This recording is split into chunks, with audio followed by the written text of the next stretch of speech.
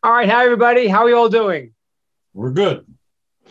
All right. Great. So we're going to continue the book of Nehemiah, or as I got to get you saying in English, I say Nehemiah. Is that how we say it in English? That's how Okay. with my Canadian accent. No, it's okay. It's okay. It's good. It's like I have different kids with one of my kids' name is Yecheskel. So I guess that's Ezekiel. I got a lot of ch sounds in my kids' names. Like bracha, Yecheskel. It's like a little bit hard sometimes for people to say that. That chet sound in Hebrew is not commonly done. So Nehemiah, I guess, is easier to say than Nehemiah. So anyway, all right, we are in the middle of the second chapter in Nehemiah, and it's interesting because we are actually, I was in Israel, and sometimes the Torah portion reading is not exactly the same because there was a 2-day holiday in America, only one day in Israel. A lot of reasons for that. We'll explain maybe some other time, but the holiness of Israel, you can do it in 1 day. In America, outside of Israel, some holidays require 2 days.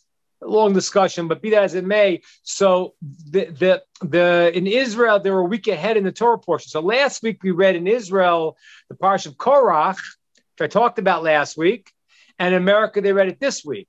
So I got a double portion. So my head's really in also in Parsha's Korach.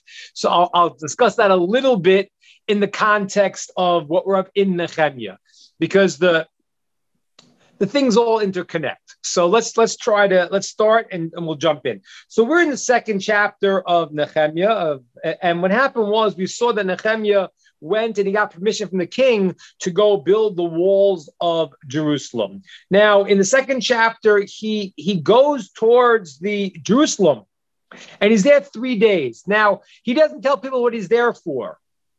He gets up at night, and he doesn't tell anyone what he's doing. And he goes around the walls of the city to check it out. Is it strong? He bangs on places that are falling apart to see if they'll break or if they're sturdy or not. After he does this, after he checks out throughout in a hidden part of himself, no one knows why he's there. He gathers the people together, and then he says to them that we're in trouble. We have been persecuted in the destroyed city of Jerusalem, and now let's build the walls. And he tells the people that God has given him a blessing and God's hands on him for good, and that the king of Persia has now sent him with all the required licensing and backing to go and to do this. Okay? Now, just one little lesson I want you to know here. He first starts out quietly. And the reason why is because you got to be careful in life. A blessing comes from something that is discreet. A guy goes and shoots off his mouth and he's showing off. That's not good. Okay? It's a verse in the process, Hatsnei lechet, be modest with God. When a person goes around and is showy, so a lot of negative things can happen. It's even a very deep idea. You may have heard this concept of something called an ayin hara, an evil eye. Mm-hmm. I don't know what that means. They have a lot of, what does that mean? The guy's looking and giving me an evil eye. What is a deeper meaning? So a lot of meanings for it, but one explanation is like this. When a person goes and flaunts everything they're doing, let's say I have a person and they're wealthy and they go and flaunt it. And now somebody who's poor sees them and they feel bad. They say, well, I don't have these things. I don't have that. And they're showing off or whatever it is. So at that moment, there could be a judgment. Well, why does this guy deserve wealth and this guy who's in pain doesn't? And a person can bring judgment on themselves when they're flashy and they make other people feel bad about their situation. Now, again, we obviously shouldn't feel bad. We should realize that we have what we need, as I said last week. But this is very important in life. There is a blessing when something is done discreetly. And so all these people you see showing off this and that, it's not only is it wrong, but it's dangerous for the person who's doing it. Similarly, Nehemiah here does not want there's going to be detractors. There's going to be people against him. He wants to set everything clear before he reveals what he's going to do.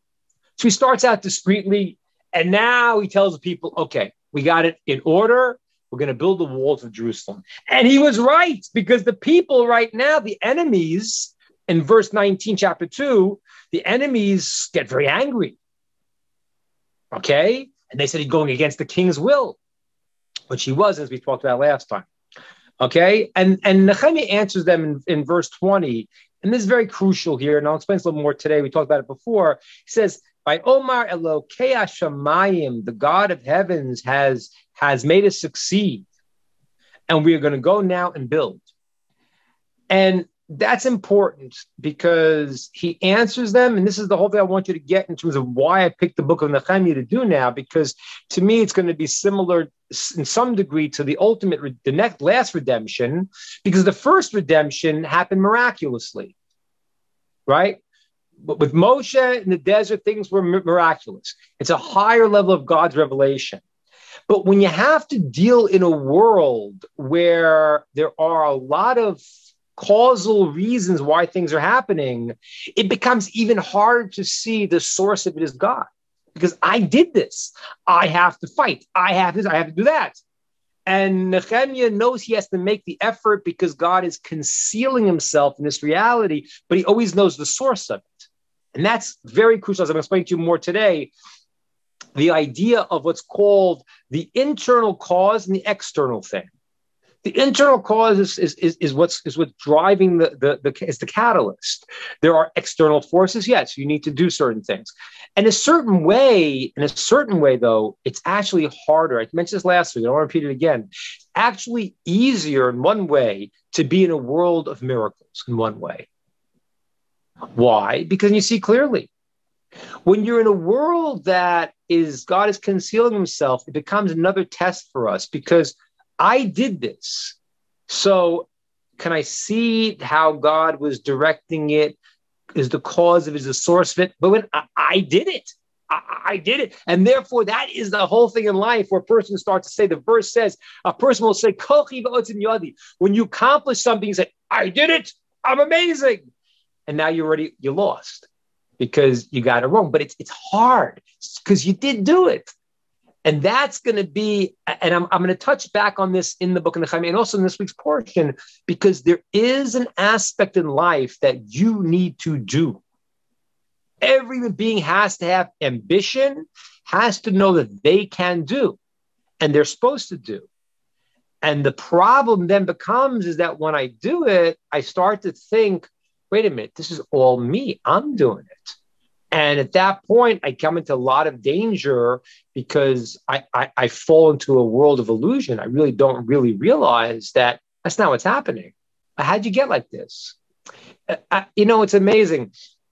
And I've had this many times, but you have whatever source that you have, whatever God gave you as your root of who you are, is your power.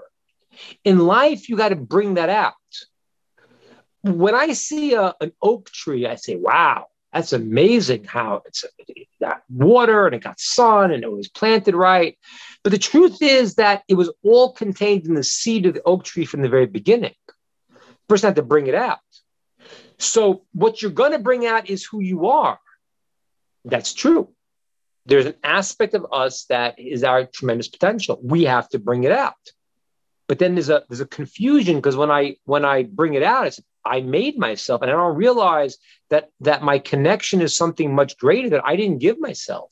I didn't make myself. The seed that was planted that I may bring out, because God wants us to do that, that's the seed of who he gave us, who we really are. So that's what we're going to see in a little bit. So that is, and I want to just repeat, because Nehemiah keeps doing this.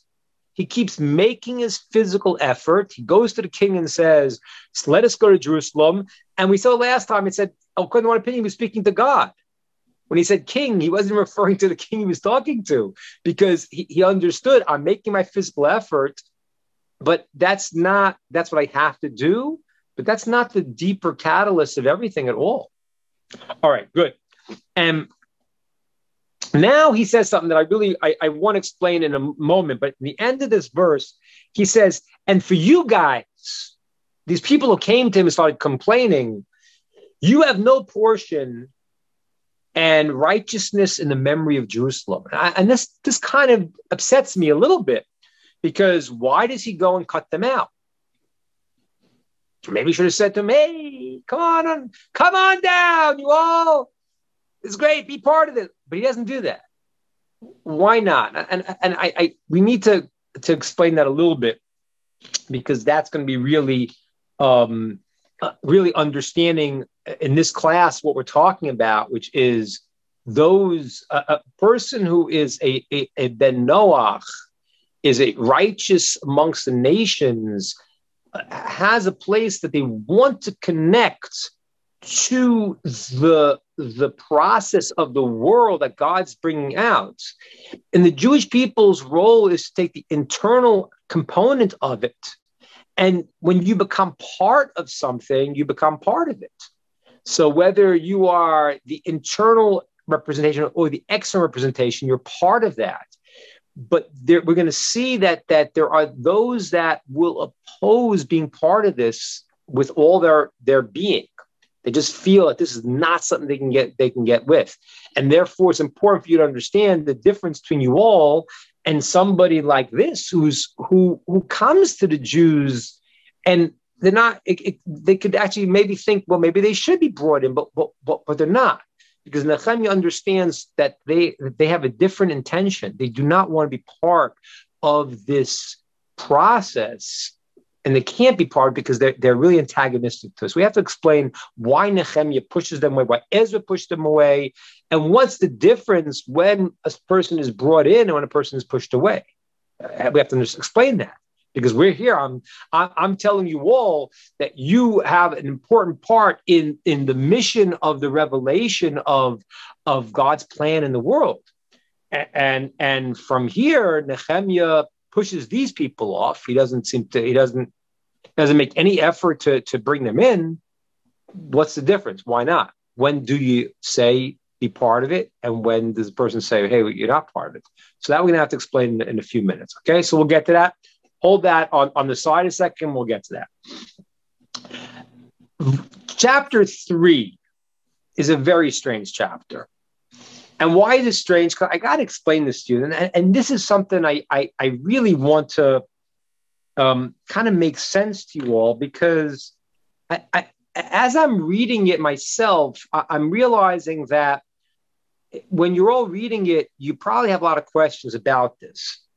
Because chapter 3 lists a lot of the people, the actual names of the families who built different stations of the walls of Jerusalem. Okay.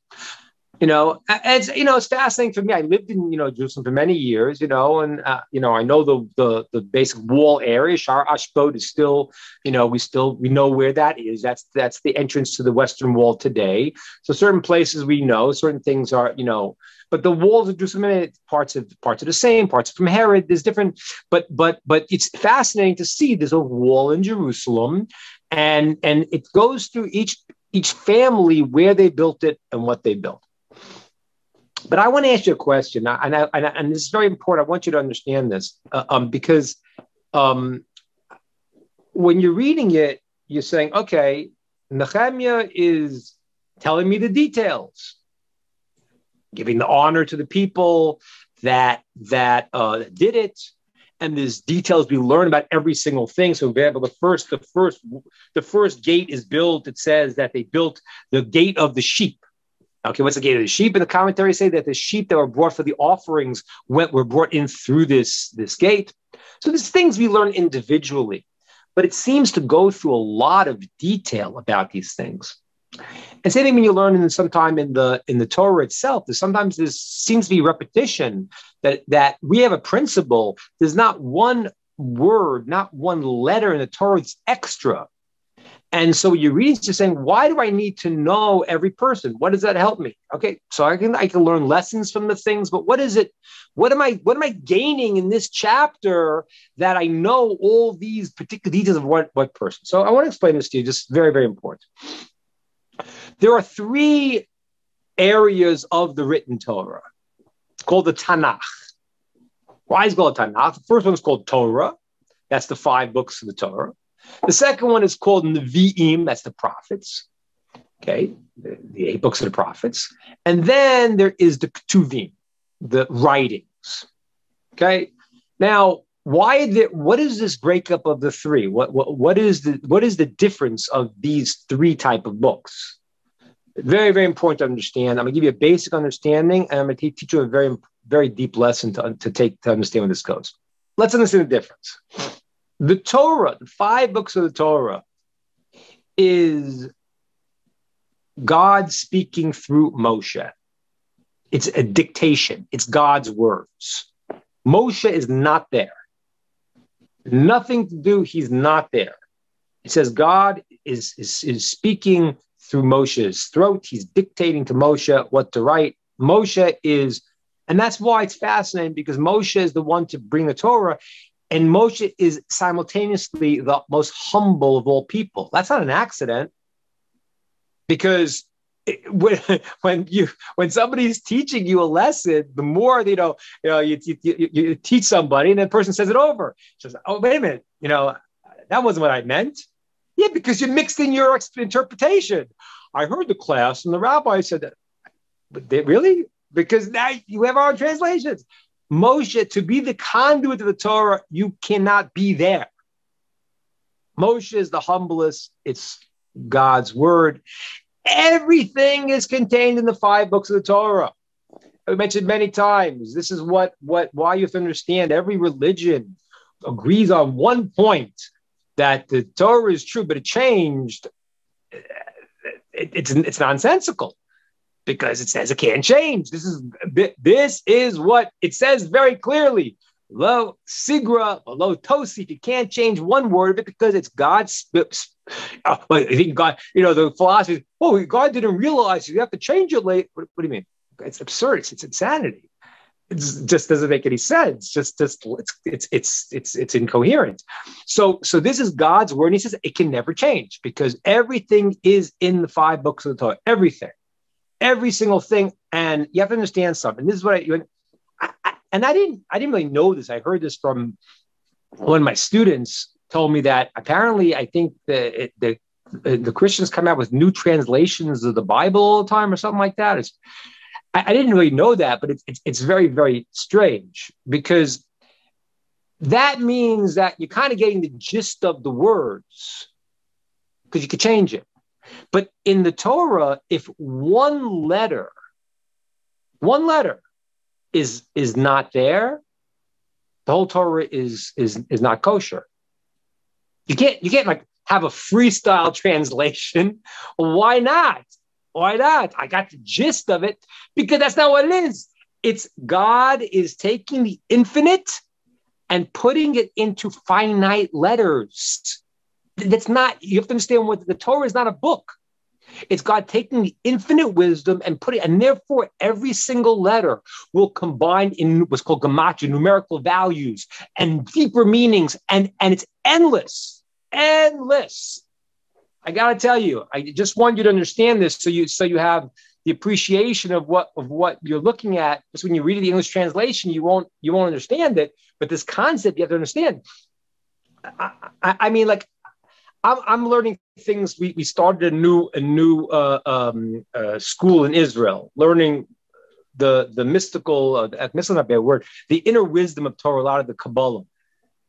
You don't understand. The whole Torah everything is in the first word.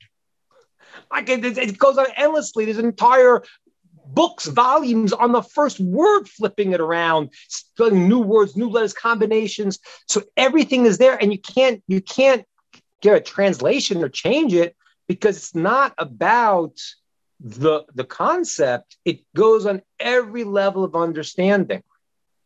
So a letter is here. This word combines to this. This word means that. It means on one level, it means at another level, it means at another level. So you're learning it on level A, and then you could read the same words on level B. and it could be it's correct on the basic level, but it's an allegorical meaning, a mystical meaning, and everything else that's contained in the books of the Torah. So the 5 books of Torah is God speaking. The prophets.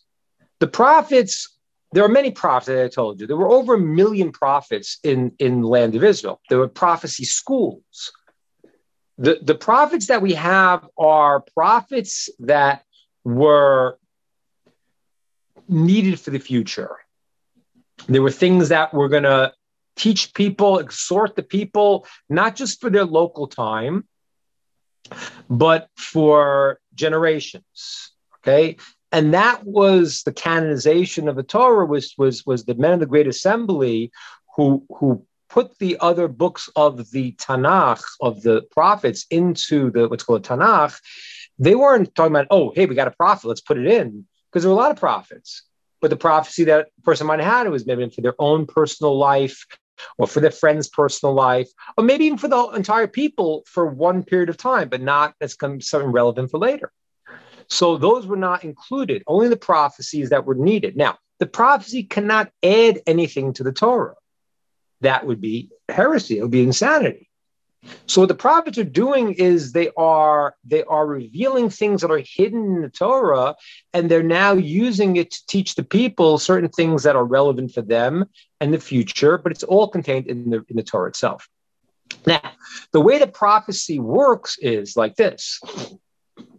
I mean, more or less. I'm not saying the whole thing because I'm not a prophet, so I've never had prophecy. I don't know what it is, but God will show the vision to the prophet, and the prophet will be translate what he sees into words. Now, the words that he uses have to do with who he is as an individual.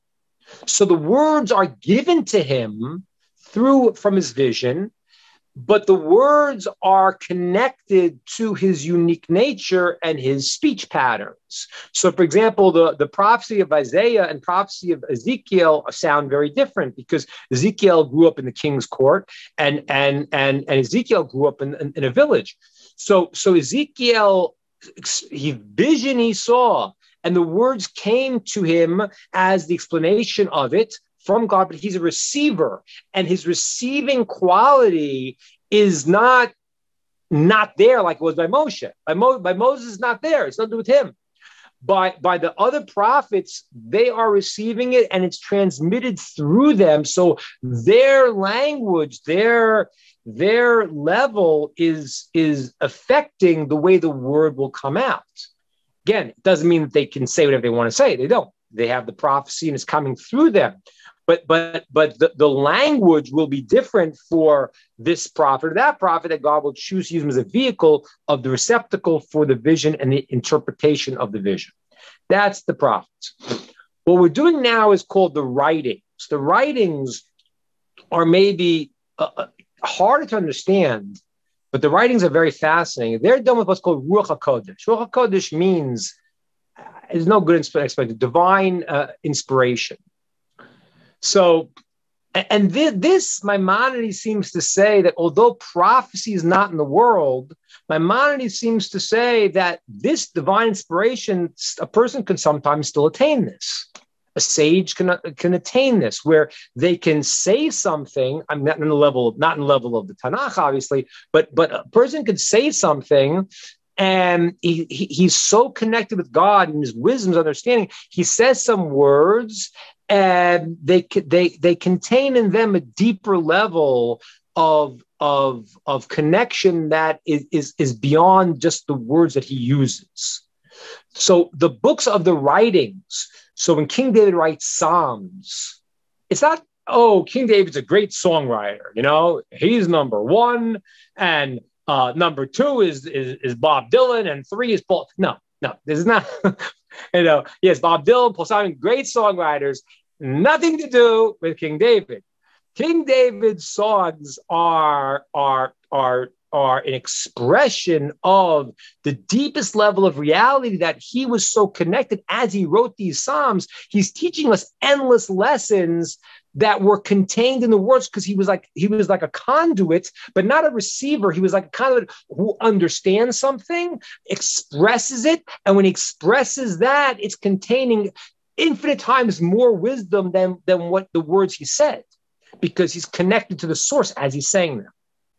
Now, I'll give you an example, but there's an infinite amount of difference. But for example, I sometimes write some songs, but I'm not comparing myself. There's no way, not even close, not even up to King David's ankle. But so I write a song sometimes, and then afterward, I felt like I was somehow tuned in, and then afterwards I found that what I said was actually a statement of the sages that I hadn't seen before.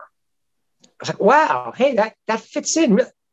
Now, I'm not saying that I have Ruach HaKodesh. I'm not claiming that. I don't. But just to give you the idea of some ability that a person can be tuned in and say something that has a level, and there's a level that's infinitely beyond, because he's connected, he's speaking through Ruach HaKodesh, his divine inspiration, and therefore he's connected to a world that's way beyond him. Those are the books of the writings. So the book of Daniel, the book of Ezra, Nehemiah. Ezra and Nehemiah were prophets also. Ezra is definitely a prophet. Nehemiah is a discussion. But and Daniel is a discussion also. Was he a prophet or was he divine inspiration? But these books are in the writings, the Ketuvim, because they are with divine inspiration. Now, why do I tell you all this? I was learning a couple of days ago. We were learning some Kabbalistic, very deep esoteric ideas, and a verse came from the book of Ezra and Nehemiah. And it was talking about something completely different than what the basic meaning was talking about, because that is the idea. So when you see the words explaining it on the basic level, because it is in the book of the Tanakh, it is not a history book. It is teaching you endless things. That's why I can't translate it and change it, because every single letter that's being written and every single word that's being chosen, I mean, like this thing I saw was incredible. It was these numerical values. I could never do without a calculator. And from the one word in the book of Ezra and Nehemiah, and it was a calculation that was like incredible. So I give you this introduction to understand this, because I want you to understand, when you're reading the third chapter, which seems to go through the details of this person built this person built that. Okay, there are individual levels, individual things that we're gaining.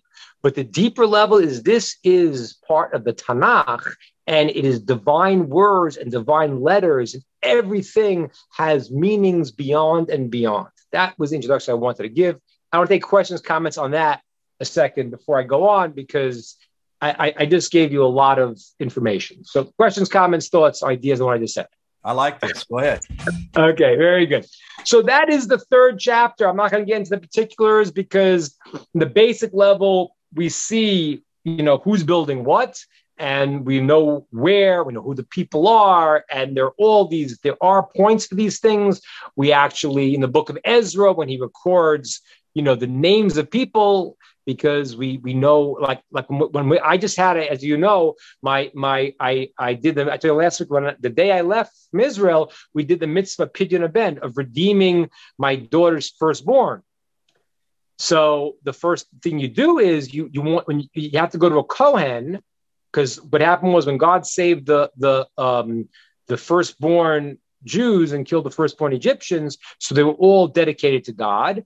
And then when the sin of the golden calf happened, so they lost their role, and the Levites took that. So we have to then, it says in the verse, we have to redeem them to go to a Kohen, because this child who was a firstborn should be sanctified to the service in the temple, and now he can't. And so you have to go and redeem him. So you have to go to a Kohen. So when we go to a Kohen, we ask the Kohen, certain people have a status of a Kohen. Some people can trace their lineage back all the way to Aaron. Imagine that.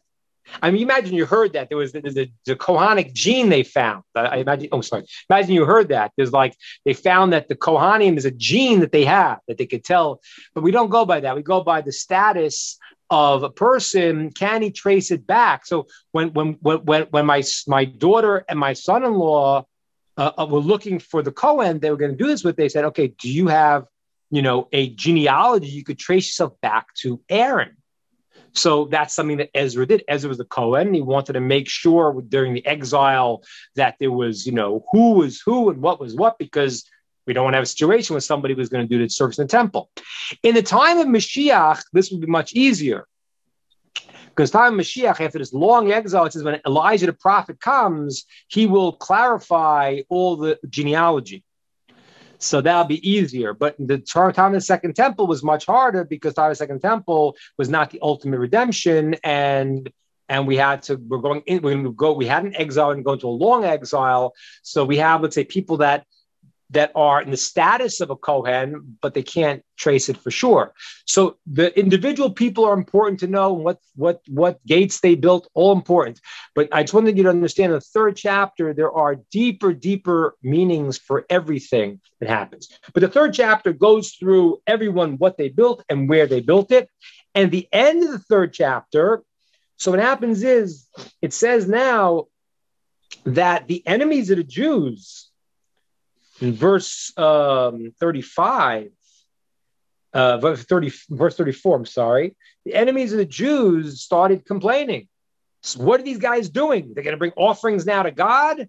They're going to raise up this destroyed land?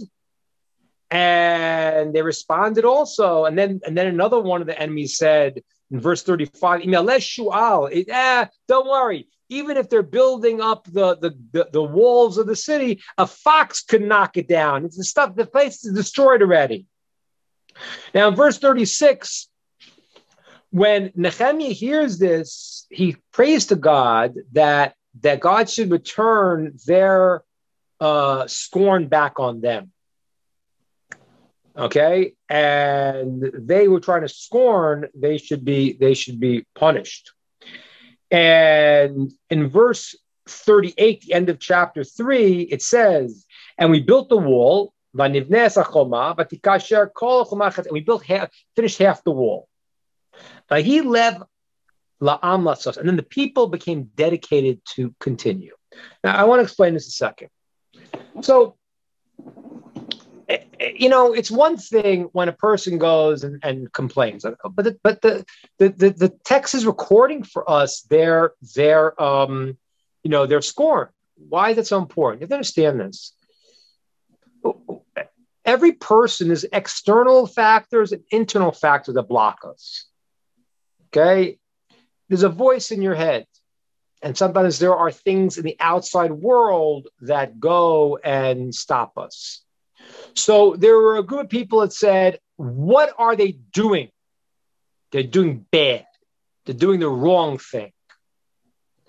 And that has an effect on a person. I was counseling somebody this morning and I had to clarify what they knew what they were doing was right. Because the pressure from the outside, it's not pressure from inside your head, makes you doubt when you're doing the right thing. And that is an incredible danger. A danger could be from the inside, the Yetzer Hara, it could be from the outside. So the first one statement is, what are they doing terrible? What are they doing? And then the second statement comes along and he says, don't worry, even if they do, it's never going to work. And that's something you have in your voice in your head also. It's not doing something. You question, am I doing the right thing? And then you say to yourself, I can't even succeed anyway. What am I? And that is not righteous. That is bad. A person's got to consider, am I doing the right thing? But when they know they're doing the right thing, then in a sense they get a voice in their head that says to them, I'll never make it.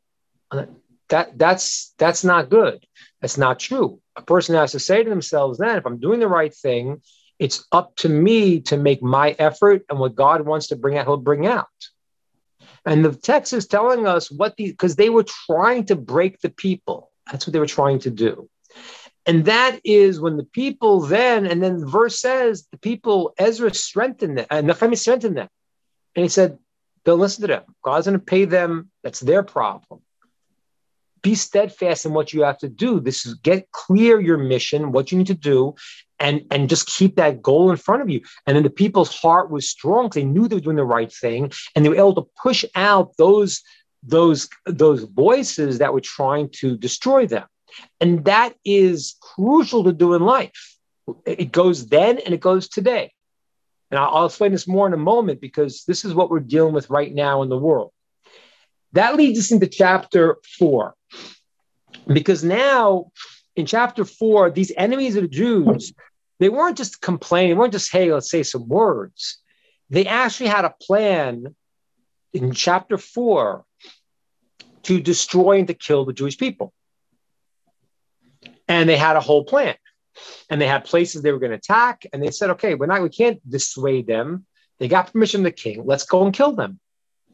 And there was an actual plan. Now, when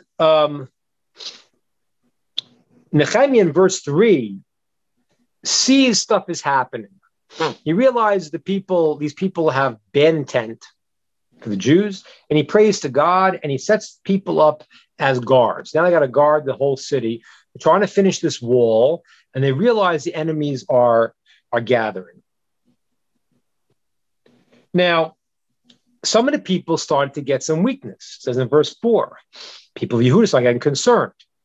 We succeed. The enemies of the Jews said, we're going to get in there. They won't see us. We'll kill them, and we'll just stop the work.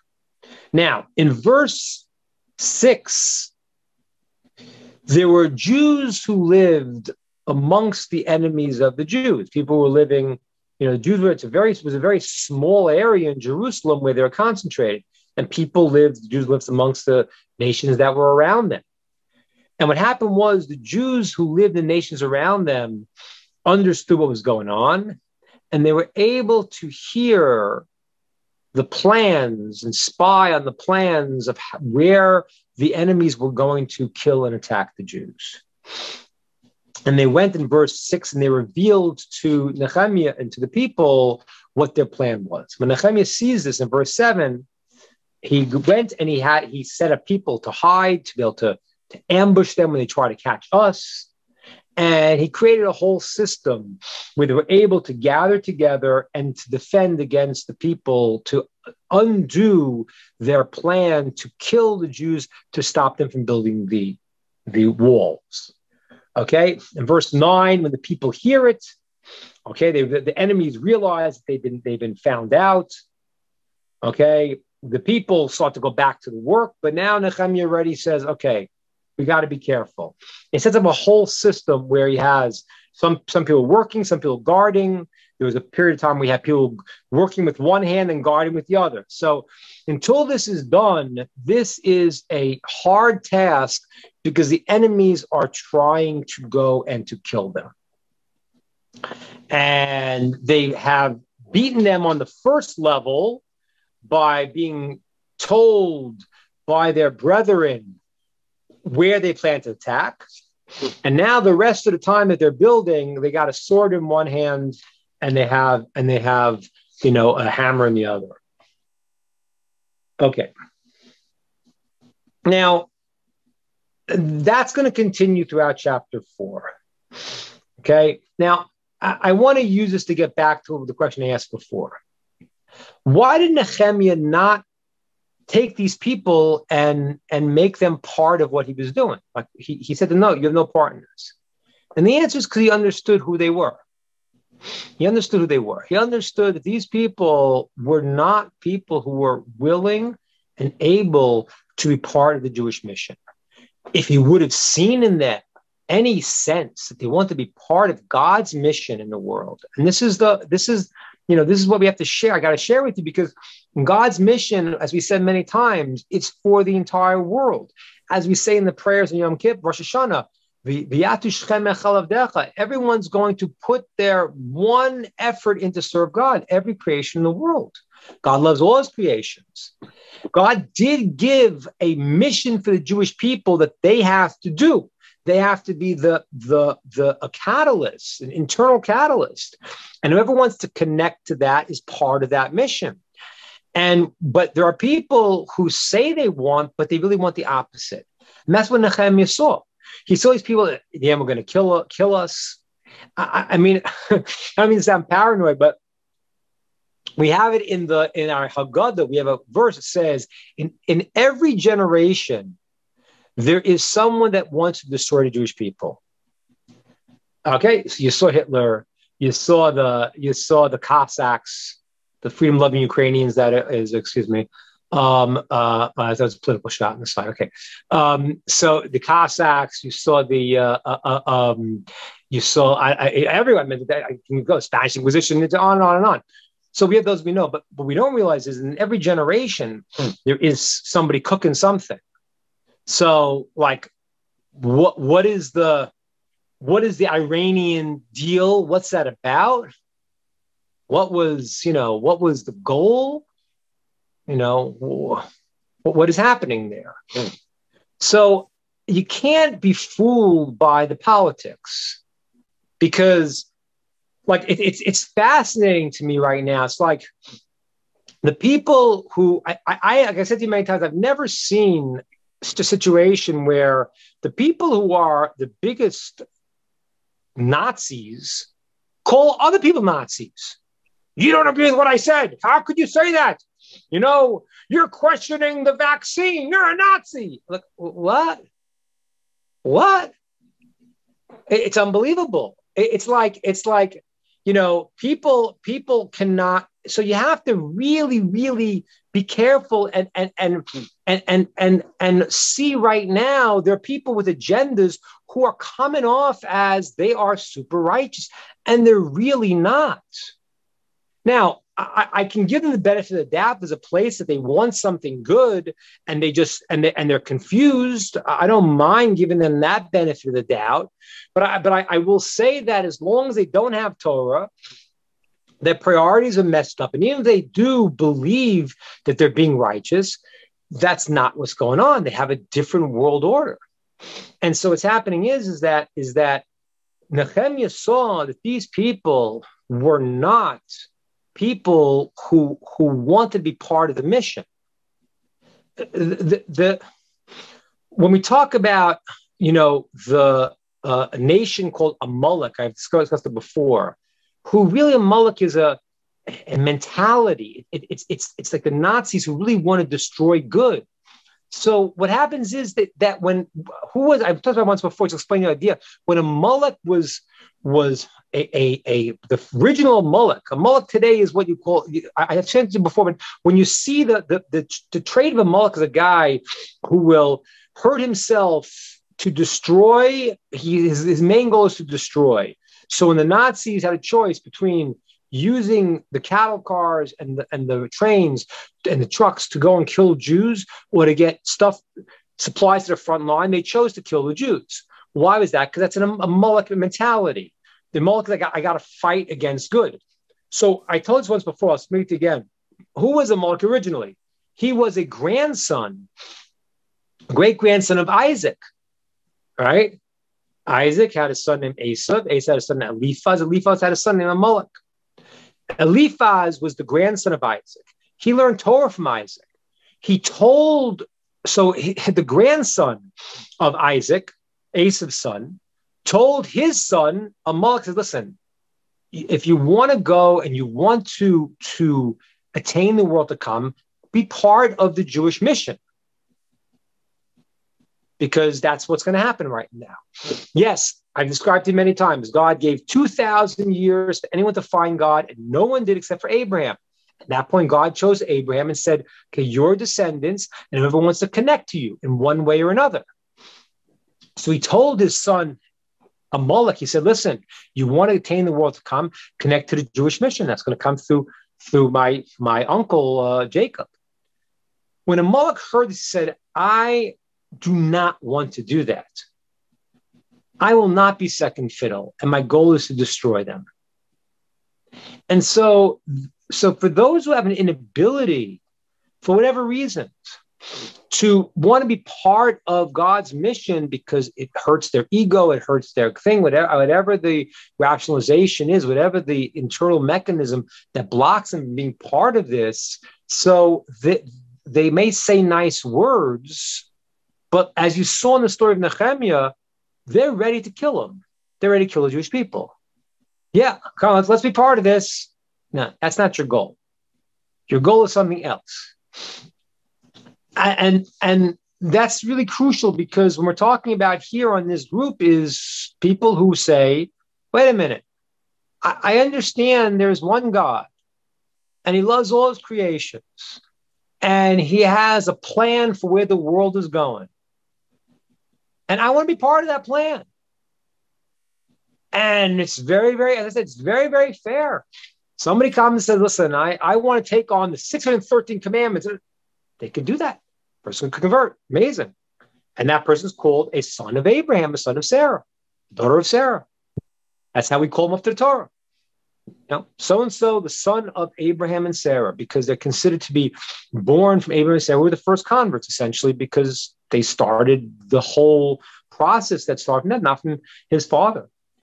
So, and a person says, I don't want to do that. Too much. I want to be part. I want to do the 7 mitzvahs. I want to live a righteous life and be part of this mission. Then great. They go in now and they are the chitzoni, the expression. They become the casing that's part of the catalyst. They become part of the mission, part of the plan. That's a major, major difference. And that's why it's crucial for a person to know where they're at. These people had, in the story of Nehemiah, he saw in them, this is a lie. I got to see through the lie.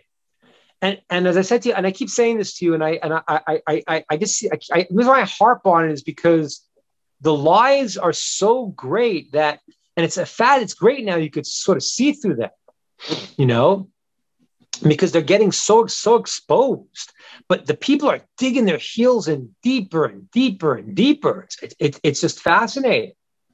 It's like, but it's crucial for us to understand that people have agenda. It's like, climate control, the climate crisis. So I want to just give you one thought about it for a second. There's no question we're damaging the world with the stuff we're doing. There's no question about that. Right. No question. We are damaging. So, but if somebody brings up, why is there so much autism? Why is there so much toxic? What? And that you can't ask. But you got to stick with this mission of climate control. Now, why? Why? Because I want to give you good news. Give some good news. Even if it's true that what we're doing is going to destroy the world, even if that's true, which I don't think it is. I'm not a scientist, and I've heard of, but even if it is, I have good news for you. The world as it is a maximum of under 200 years. Don't worry. It's not going to blow up by then from the climate control. But what is going to happen is when they make your food poison and Monsanto poisons your stuff, people getting diseases, getting autism, getting all these things, but they don't ask those questions because they don't want to ask those questions because the poison they're doing that affects people most is not in the agenda. So what you're dealing with is a facade. Let's talk about that. So we can have, Kerry fly out in his private jet and have this discussion and create a new world order. But let's not ask the question, wait a minute, let's talk about the things we know are hurting people. But they don't ask. So what you're getting is literally, a bunch of lies. It's fascinating. One guy I like is Tucker Carlson. I think he's a smart guy. Now, again, he doesn't have, certain Torah things. What do I think about UFOs? I'll tell you what I think. I happen not to believe there is extraterrestrial life, but I would tell you this. Because I don't see anything in the Torah that indicates such a thing. But the reality is, even if there was, it wouldn't make any difference. Doesn't matter. Because the way the world's structured, we know the mission of there. If there's some, but I don't see that. I didn't find any source of thing. But if there's another planet that had its own mission, it's irrelevant. Not going to do anything. So when a person is questioning, like someone like Tucker Carlson, so he mentions something like you mentioned UFOs once, and it may take away his credence, but it doesn't really, because the guy is questioning. He's not a person who has Torah. He's a thinking person who's saying they are. He's in the media and realizes that the media is lying to you and directing you to what they want to say. And he's saying, you got to ask the questions. That is wonderful. And it's true. And I always harp on it because I need you to understand that the guy who looks at the good guy is very often not the good guy. That's the world we're in right now. Okay, so these guys come to Nehemiah and they want to participate, but they don't want to participate. They got a whole different religion, a whole different agenda. Okay, and the agenda, like we said many times, we want to help the downtrodden here. That's not really the agenda. The agenda is let's break all of the boundaries of the world. In other words, there is a structure that God created.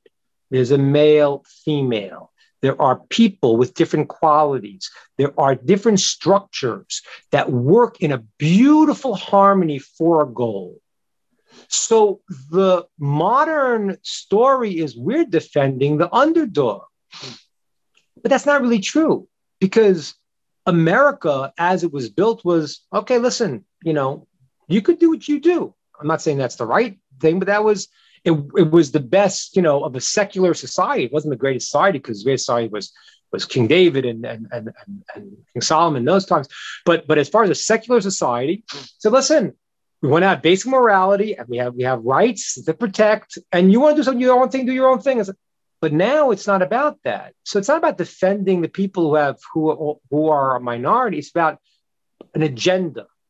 The agenda is there are no boundaries.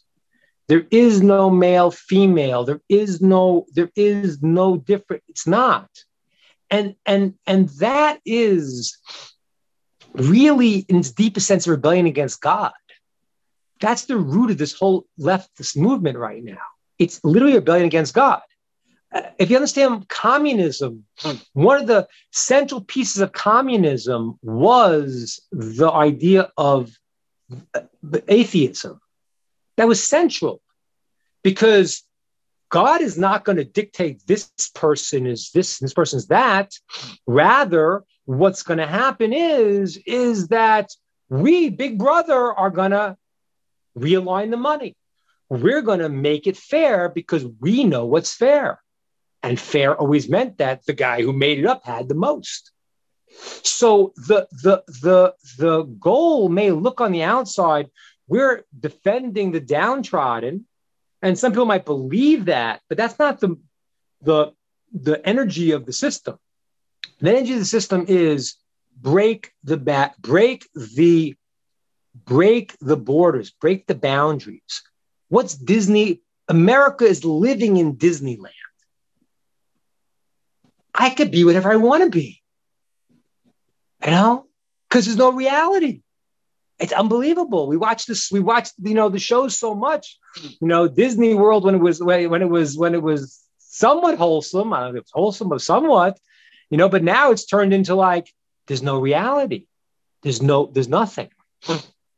That was the place of Korach. And that was the story here. That's the story of connecting back here. What did Korach say? Korach was saying that we're all equal. It really was bringing on this philosophy that says in the Talmud says there are different kinds of people. Some people say what's yours is mine, and what's mine is mine. That's a thief, right? There's no boundaries. I have my boundaries. I take what I want to take. There's some people who say yours is yours, mine is mine. Is that a good person? What do you think? So there's two opinions in Talmud, both true. One is that it's an average person. It's not bad. Some people say, no, it's a trait of Sodom. You don't want to help people. You do your thing, I do my thing. So both things are true. In one way, he's not a thief. He doesn't know kindness. Then there's the guy who says, mine is yours and yours is mine. And that's called a fool, an Amoritz. Now, why is that? What is he saying? Why does he think yours is mine and mine is yours? What does that mean? What's the point of that? Because he can't live within the boundaries that every person has a unique mission and unique tools and has something that is theirs. If you can't respect somebody else's boundaries, there are no boundaries. Because there's no boundaries. Yours is mine, mine is yours. Doesn't mean that I want to give you mine, but there's nothing. There's no boundaries anymore. We've taken away the world's ability to create. Every person has to have ambition. I want to be something. And that's good because that's the power God gave you. It's part of you. Now I say to you, know what? I got a new communist view. I got my friend Bernie Sanders here, another mistaken Jew, who's going to go in now and tell you, listen, no, yours is mine, mine is yours. What? Why? Because there's no boundaries. So why is anyone going to do anything? Every time communism failed, because why should I do it? There is nothing of mine, nothing of yours. It's all just lost. The righteous person, it says, can say, yours is yours. I respect your boundaries. And mine is yours, meaning that I'm able to give you from mine. I'm able to expand my boundary to include you, but I respect your boundary. That's a righteous person.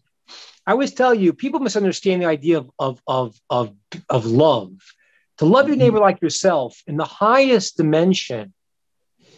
There's a few dimensions, but the highest dimension is not the idea that I'm selfless, because no one's selfless. When a person has a threat to their lives, their instinct will be to save their lives, always, because God made you like that. The greatest person you can become is to expand yourself to include beyond yourself. You have a spouse, you have children, you have a community, you have a world. So you see yourself not as this little limited person, but I can give to another person because I see that I'm connected to them. So yours is yours. I don't want what's yours. That's your best, your place. I could take mine and expand it and work it with you, because I could see myself as being beyond my limited space of I'm fighting for the little slice of pizza. There's only 8 slices. What am I going to do? No, I don't believe that. I believe that God brings into the world and it's not limited. But you look at the world, you say, there's 8 slices, there's not more. He gets 2, I'm getting less.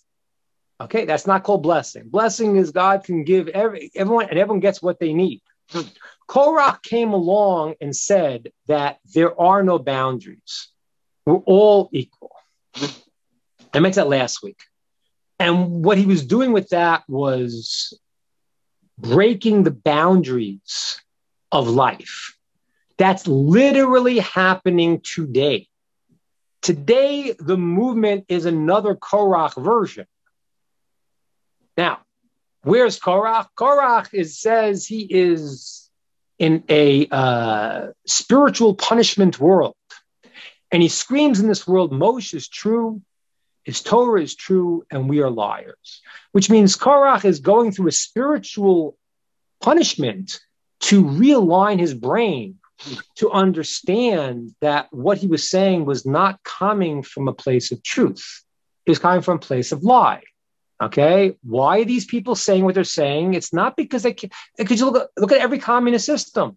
It always ends up the guy who's saying it ends up being rich and everyone's being poor, because it's not honest. It's not what it's about. The quality of peace is not breaking the boundaries. It's understanding that everyone has a unique mission. Everyone is a unique person, a unique station in life. And peace, shalom, means that they can interact as one whole. The blurring of things to say, everyone should have the same is not peace. It's nothing. It's foolishness. It just breaks the boundaries, and it's motivated by something else always. Because every human being has a place in them where they have something special they should want to do. Right? Everyone should have an ambition, say, I am this and I want to achieve. And once you take that away, it's got to be a different agenda, because it's not you anymore. That was Korach's flaw. He didn't understand that everyone has their station, and that's not, the boundaries should not be blurred. They should be interacting, that this person is this quality, you have that quality, and somehow you can combine together to go for a greater purpose and become a whole. Now, I want to share with you something I wasn't fully, I wasn't dishonest with you, but I didn't tell you something last week. And I wanted to tell you now this other part. It's a little bit inconvenient, but I really want to share it with you, because I want everyone to understand what we're doing is important, but understand it as it is. I mentioned to you last week that Korach, how did he make this mistake? So one thing is he thought the Jews already reached the level of the time of Mashiach. And I quoted you a verse in the book of Jeremiah that said that in the future, everyone will know God. It will be Mala'arz Deis Hashem. The entire world will have knowledge of God, like the waters fill the sea. And that at that point, Korach has some validity to his claim. Because at that point, once the knowledge of God is so clear, you might not have, the stations will all change. And that's why Korach made his mistake. He said, oh, we're already there. And that wasn't true. But I want to share with you something very, very important, because it has to do with Noachides very, very much. Based on that verse, the Midrash asks, it says, according to that, so if the Mashiach is going to bring bring in the time of understanding, so, and when we get to the time of understanding, everyone will understand God equally, apparently. So who is the Mashiach going to teach? And the Medrash says he'll teach the Noachides, teach the nations. And this is very, very important. And I want to share with you, in two sides. I want to strengthen your resolve, but I want you to, at the same end, I want you to understand there's a certain process. So the wisdom of the Mashiach, which would be the pinnacle of the Jewish people, he will then have to spread that out and teach that and expand that to the world. So this is what I was saying earlier with Nehemiah, and it ties with Korach, at times with politics, ties the whole story. There is a plan, and everyone's part of that plan. The Jewish people have to be the internal catalyst.